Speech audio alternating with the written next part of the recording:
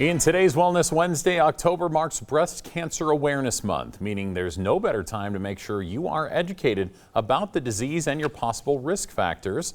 Joining me with those facts is Dr. Menen from St. Luke's. Doctor, good morning. Thanks for being here.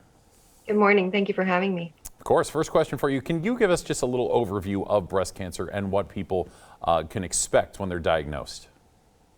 Sure. So that's a huge topic, but about 1 in 8 women will be diagnosed with breast cancer. That's about 12% of women. So it's incredibly common. It is also incredibly treatable. But what I tell women is that I don't have X-ray vision in my fingers. And so one of the best ways that we can be really effective at treating breast cancer is catching it early. So for Breast Cancer Awareness Month, everyone go out, and if you're due for your mammogram, get it. Gotcha. That's good advice. And you have 5 things you talk about with patients. What exactly are those, and why are those so important to know before a diagnosis and even after beating breast cancer? Yes. So the 5 things I talk about for women, both who are in the process of fighting it, talking about recurrence, or trying to avoid getting it in the first place. The first one is really diet. About 30 to 40% of all cancers are associated with an unhealthy diet. And so I really advocate more of a plant-based diet. That doesn't mean everyone needs to go out and become a vegetarian or a vegan, but it's really about what we add in. Lots of fresh fruits and vegetables, varieties of fresh fruits and vegetables, nuts, especially raw tree nuts, and then whole grains. And so it's not really about what we aren't eating, except for those processed foods. If we can avoid processed foods, processed meats, processed sugars, what I kind of say is eat like you live on a farm. If you can make it at home, that's a good thing to eat. That brings us to obesity. About 1 in 3 people in the US is considered obese.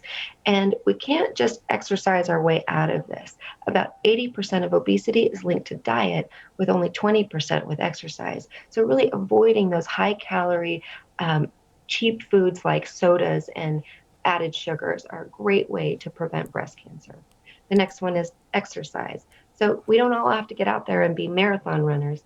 Even 3 to 5 hours a week of just walking is specifically great for breast cancer prevention.